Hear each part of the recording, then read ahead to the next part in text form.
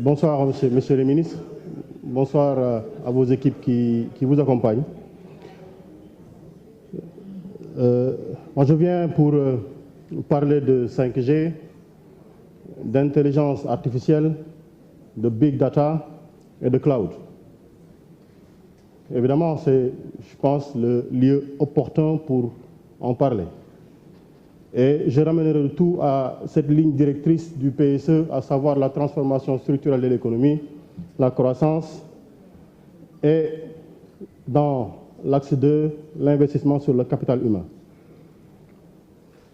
Je voudrais dire simplement que la 5G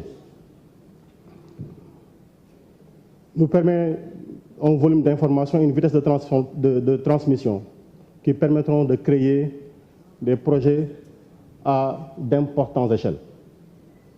Et cette 5e génération de technologies mobiles, avec 20 gigabits par seconde et des temps de réaction de plus en plus rapides, constitue effectivement un miracle numérique.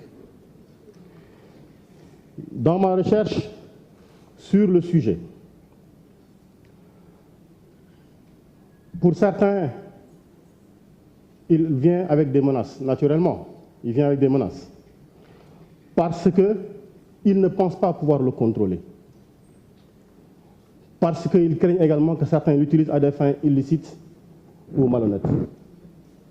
Je pose une question. La 5G est-elle dangereuse pour l'homme?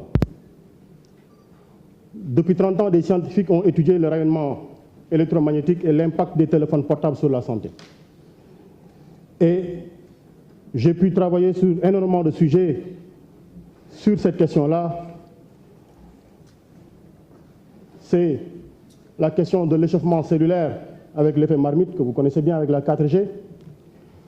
Des questions ont été posées pour savoir la technologie et les dangers, quelles sont les relations entre la technologie et les dangers de la 5G, les antennes relais et les dangers de la 5G, les avantages de la 5G et les dangers de la 5G pour nos capacités cognitives, les fréquences électromagnétiques et les dangers de la 4G, la santé et les dangers de la 4G, les seuils d'exposition électromagnétique et les recommandations de l'OMS sur la question, la sécurité et les dangers de la 5G, l'économie, l'écologie et les dangers de la 5G.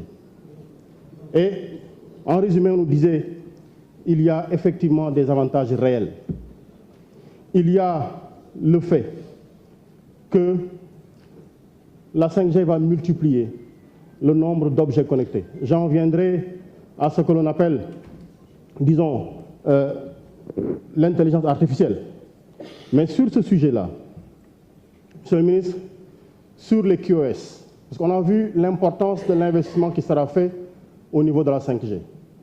Mais est-ce que nous nous sommes dotés, là, de tous les outils nécessaires pour apprécier le QoS et apporter des réponses par rapport aux préoccupations qui sont soulevées à travers le monde? Et il me semble que le Sénégal doit se positionner sur le sujet pour également financer des études. Parce que quand dans les universités du monde, en Pologne c'est très développé, dans toutes les universités du monde, aujourd'hui on a anticipé la recherche.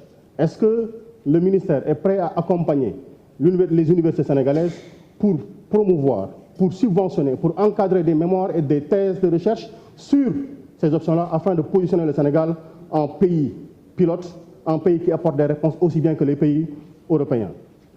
Et ça me permet d'embrayer sur la question de l'intelligence artificielle. Parce que sur l'intelligence artificielle, on dit qu'il présente d'énormes opportunités à l'échelle mondiale. Elle a le potentiel de transformer, d'améliorer le bien-être humain, la paix et la prospérité. Et pour y parvenir, on dit qu'il faut qu'il soit conçu, développé, déployé, utilisé de manière sûre. On nous dit qu'il sera déployé dans de nombreux domaines de la vie quotidienne, le logement, l'emploi, les transports, l'éducation, la santé, l'accessibilité à la justice. Et on dit que son utilisation va s'accroître. On reconnaît bien entendu qu'il s'agit donc d'un moment unique pour agir et affirmer la nécessité d'un développement sûr de l'intelligence artificielle. Nous avons vu, il y a juste une quinzaine de jours, qu'au niveau du G7, avec la déclaration de Bletchley, ces pays-là se sont accordés à dire aujourd'hui, on a un développement de l'intelligence artificielle qui n'est pas du tout encadré par un encadrement juridique des États. Et il s'est posé la question fondamentale de savoir quels sont les actes à poser pour un encadrement nécessaire, parce que naturellement, là où le droit n'est pas, parce que naturellement, là où l'État n'est pas, il n'y a pas de justice, le fort écrase le faible.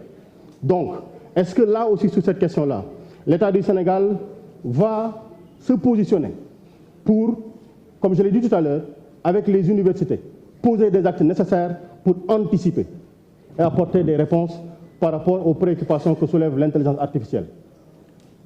J'en viens au numérique et toute l'économie qu'il peut charrier. Nous savons tous qu'en parlant du numérique, on fait référence aujourd'hui aux services et aux produits purement numériques, qui tient compte de la manière dont la technologie peut améliorer l'efficacité et la productivité des activités économiques traditionnelles. Et si j'en viens à ce que je disais tout à l'heure, à l'axe 2 du PSE avec le capital humain, j'en viendrai simplement à parler de la question de l'éducation. Et je m'en vais rapidement à un raccourci, pas pour l'erreur que ça peut emporter, mais pour les préoccupations que l'on peut partager sur la question.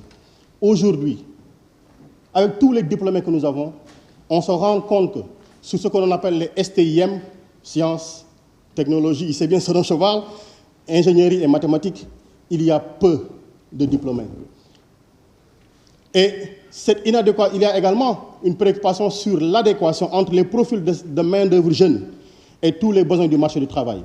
L'innovation technologique offre des opportunités et des impératifs clés. Parce que dans l'environnement de l'apprentissage, cela doit être un outil. Et nous avons constaté, avant-hier, ou il y a moins d'une semaine, à l'université, des syndicats ont décidé d'arrêter de dispenser des enseignements sur le virtuel. Est-ce que des réponses vont être apportées?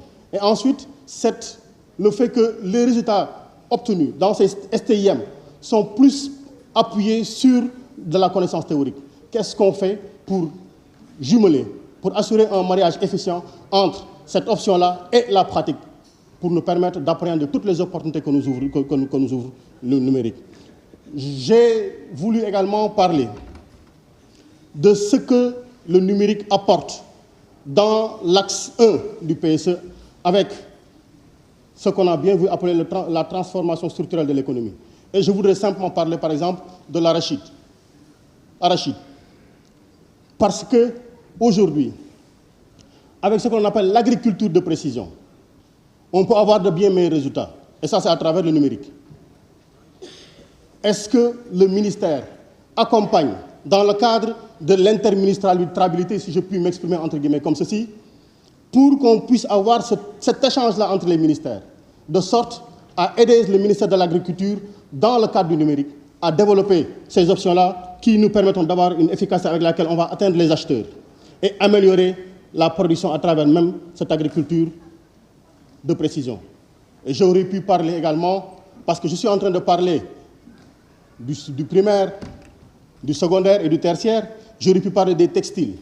Et en plus, j'aurais fini sûrement par parler du tourisme pour les services.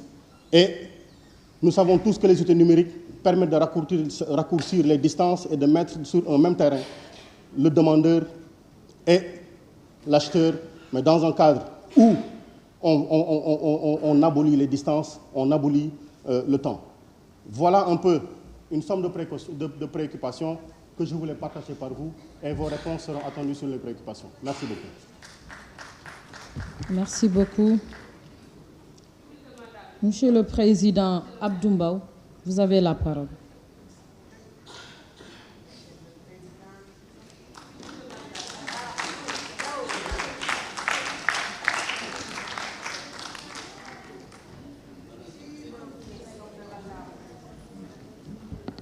Merci beaucoup, chers collègues. Madame la Présidente, Monsieur le ministre de la Communication, des Télécommunications,